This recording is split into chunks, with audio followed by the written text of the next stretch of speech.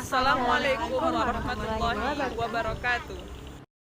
Hai viewers, akhir-akhir ini dunia dihebohkan dengan suatu wabah yang disebut dengan COVID-19.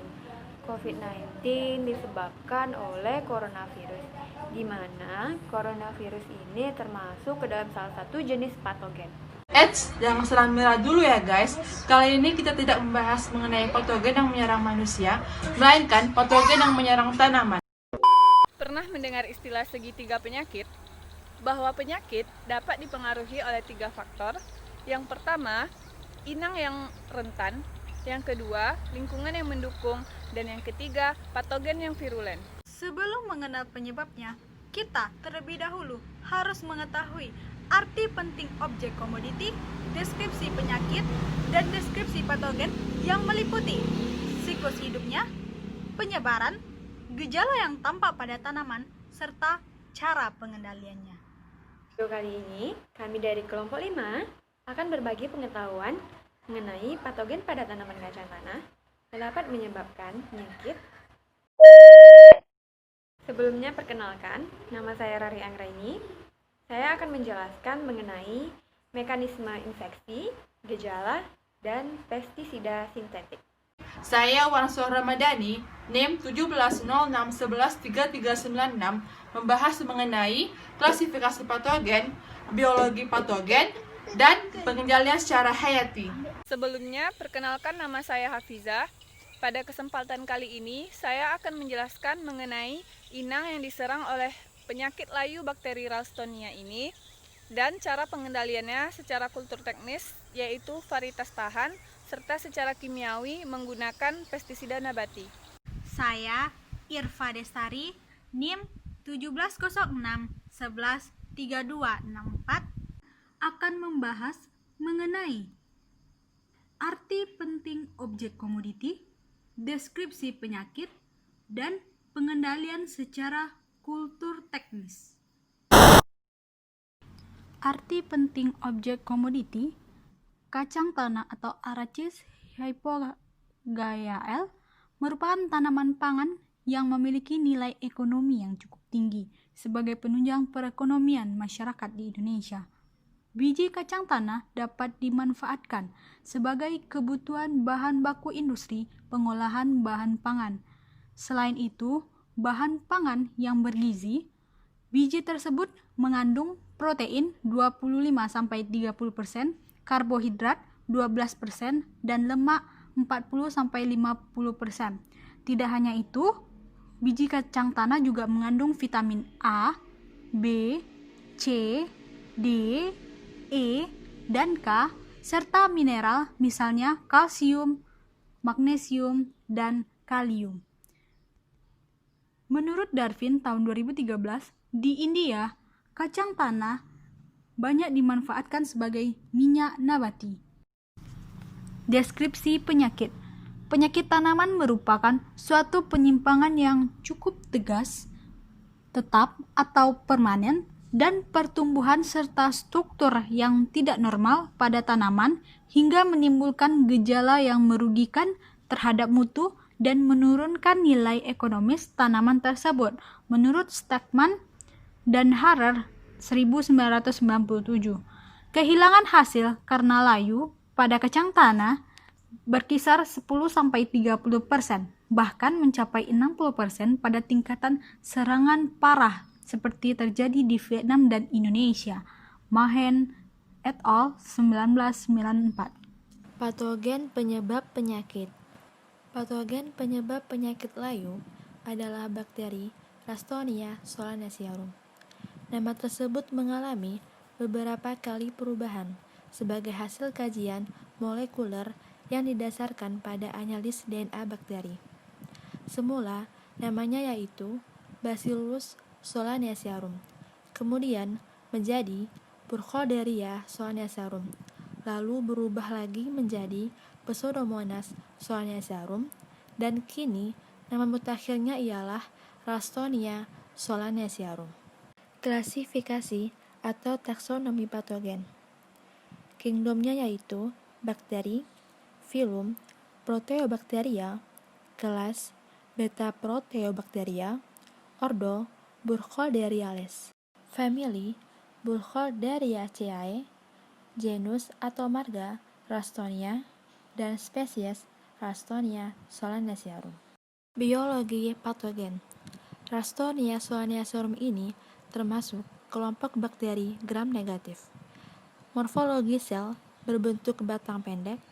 Sel tunggal berukuran 0,5 sampai 0,7 kali 1,5 sampai 2,0 mikrometer. Tidak membentuk spora dan tidak berkapsul.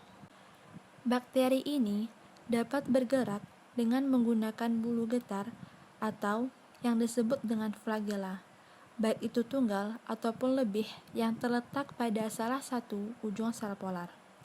Tanskerstan et al. Pada tahun 2001 menyatakan bahwa flagella berfungsi untuk bergerak cepat ke arah rangsangan inang, dan kecepatan tersebut sangat menentukan virulensi atau keganasan bakteri pada tahap awal infeksi dan kolonisasinya pada inang. Menurut Anita et al.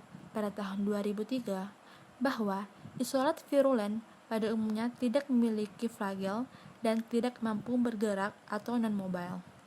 Pada isolat avirulen atau tidak ganas, bakteri mampu bergerak dengan menggunakan 1 sampai 4 buah flagel polar. Proses infeksi. Ralstonia solanacearum menyerang tanaman inangnya mulai dari sel perakaran, dan untuk penetrasi atau masuk ke dalam jaringan tanaman, bakteri membutuhkan jalur khusus berupa luka pada perakaran. Luka tersebut berupa kerusakan akibat terserang hama ataupun luka alamiah pada titik pertumbuhan akar sekunder.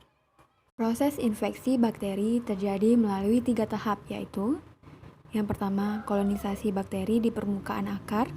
Yang kedua, infeksi bakteri di bagian korteks. Dan yang ketiga, infeksi pada sel parenkim diikuti penyebaran bakteri dalam pembuluh silam.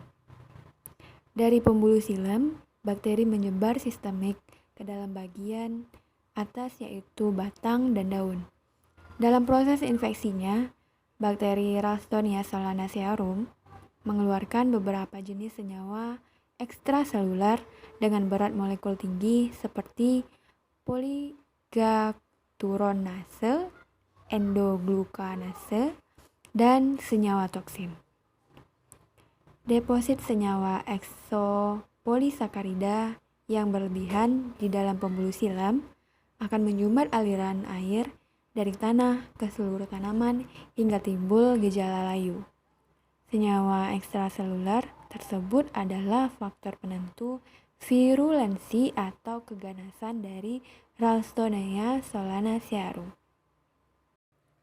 Gejala yang ditimbulkan pada serangan penyakit ini yaitu Ralstonia solanacearum menyerang tanaman inangnya mulai dari sel perakaran, dan untuk penetrasi atau masuk ke dalam jaringan tanaman, bakteri membutuhkan jalur khusus berupa luka pada perakaran. Luka tersebut berupa kerusakan akibat terserang hama ataupun luka alamiah pada titik pertumbuhan akar sekunder. Yang pertama itu ada gejala eksternal. Kelayuan secara tiba-tiba adalah gejala khas serangan Ralstonia solanacearum pada kacang tanah. Dan awalnya hanya sebagian cabang yang terlihat layu dengan daun yang berwarna hijau. Gejala awal biasanya muncul pada tanaman yang berumur 2-3 minggu setelah tanam. Berupa layu mendadak terutama terjadi pada daun-daun muda sehingga ujung batang nampak lunglai. Gejala selanjutnya berkembang sistemik ke seluruh tanaman. Daun yang layu berubah menjadi kusam mirip bekas tersiram air panas. Cabang dan batang menjadi lunglai dan layu secara permanen. Tanaman berwarna kecoklatan, mengering, dan akhirnya mati. Apabila tanaman terserang pada umur lebih tua, proses kelayuan terjadi secara bertahap. Kadang-kadang hanya sebagian cabang yang menjadi layu.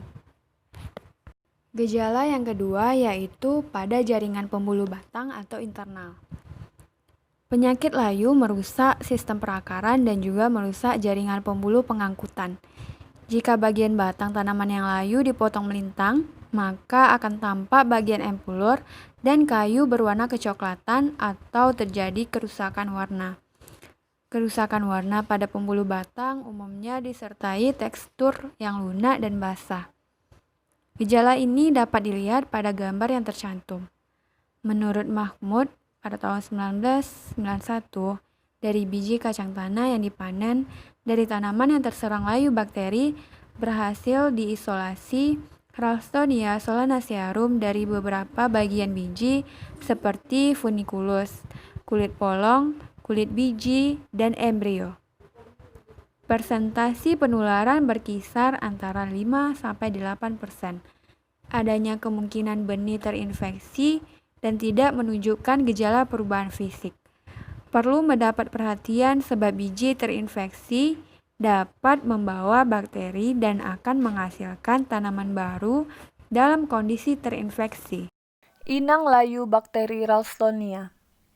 Bukan hanya kacang tanah yang menjadi tempat hidup bakteri layu, komoditas lain yang bernilai ekonomis tinggi seperti terung, kentang, tomat, pisang, dan tembakau juga merupakan inang utama Ralstonia solanacearum. Sebelumnya, Kelman 1994 melaporkan bahwa penyakit layu pada tanaman lada, cabai, jahe, wijen, dan anthurium juga disebabkan oleh Ralstonia solanacearum. Menurut Elphinstone 2005, Ralstonia solanacearum memiliki kisaran inang sangat luas, dapat menginfeksi 200 spesies tanaman dari 53 famili. Pengendalian secara kultur teknis menggunakan varietas tahan. Menanam varietas tahan merupakan cara pengendalian yang praktis, selama varietas tahan tersedia benihnya. Para pemulia kacang tanah telah mencapai hasil yang sangat mendukung pengendalian layu bakteri melalui penemuan varietas unggul toleran ataupun tahan layu bakteri. Varietas kacang tanah berindikasi toleran hingga tahan layu bakteri, diantaranya adalah gajah, banteng, tapir, kidang, domba, mahesa, panter, kancil, anoa, tupai, KL putih, tuban, dan Papua merah. Cara pengendalian secara kultur teknis selanjutnya yaitu pergiliran tanaman. Pergiliran kacang tanah dengan tanaman lain yang tidak termasuk inang bakteri dapat mengurangi intensitas serangan. Menurut Adhikari dan Basnya tahun 1998, manfaat dari pergiliran tanaman pada penelitian tomat varietas rentan yang ditanam di lahan bekas jagung dan kacang tunggak ternyata dapat menunda 1-3 minggu munculnya gejala layu dan menekan intensitas serangan penyakit 20-26%. Pengendalian secara hayati. Beberapa bakteri antagonis seperti Pseudomonas fluorescens, Burkholderia cepacia, Bacillus subtilis, Erwinia, dan Streptomyces cetoni yang diisolasi dari rizosfer tanaman sehat dilaporkan efektif mengendalikan layu Ralstonia solanacearum ini. Pengendalian hayati Ralstonia solanacearum pada beragam komoditas seperti tembakau, jahe, tomat, dan tanaman aromatik nilam dengan aplikasi Pseudomonas fluorescens dilaporkan cukup efektif menekan penyakit layu. Menurut Doan dan Nguyen pada tahun 2006 bahwa Pseudomonas fluorescens dan Bacillus subtilis yang diaplikasikan melalui benih kacang tanah dapat menekan kejadian layu hingga 67%. Demikian juga aplikasi Bacillus subtilis dapat menekan kejadian layu hingga 61%. Pestisida sintetik. Pestisida sintetik adalah pestisida yang berasal dari campuran bahan-bahan kimia. Dan jika penggunaan pestisida tanpa mengikuti aturan yang diberikan, maka akan dapat membahayakan kesehatan manusia dan lingkungan, serta juga dapat merusak ekosistem. Sebelum pestisida sintetik banyak digunakan, pengendalian yang umumnya digunakan adalah pengendalian secara fisik dan mekanik. Pestisida sintetis semakin banyak digunakan sejak tahun 1950-an dan mencapai masa keemasannya setelah tahun 1960. Pestisida sintetis dianggap lebih efektif, praktis, dan juga menghasilkan keuntungan yang lebih besar. Namun, di balik semua kelebihannya, pestisida sintetik ternyata membawa berbagai dampak negatif bagi kesehatan manusia dan lingkungan hidup. Timbulnya dampak buruk penggunaan pestisida yaitu yang pertama, pestisida berpengaruh negatif terhadap kesehatan manusia. Yang kedua, pestisida berpengaruh buruk terhadap kualitas lingkungan. Dan yang ketiga, pestisida meningkatkan perkembangan populasi jasad pengganggu tanaman. Pengendalian secara kimiawi menggunakan pestisida nabati. Penggunaan biofumigan seperti glukosinalat dan isotiosianat yang berasal dari tanaman Brassicaceae saat ini diteliti secara intensif karena bersifat toksik terhadap aneka patogen tular tanah, termasuk Ralstonia solanacearum. Selain itu, beberapa jenis tanaman seperti daun jambu biji, cangkang biji manggis, rimpang kunyit, akar rumput teki, ekstraknya mengandung senyawa aktif yang mampu menekan Ralstonia solanacearum, penyebab penyakit layu pada tomat. Ekstrak nabati saat ini memang masih terbatas dalam skala penelitian, tetapi sumber senyawa alami tersebut perlu dikembangkan karena prospeknya cukup baik sebagai alternatif bakterisida yang ramah lingkungan. Mohon maaf jika ada kesalahan. Karena kesalahan dari kami, Dan kebenaran datangnya dari Allah. Sekian dan terima kasih. Wassalamualaikum warahmatullahi wabarakatuh.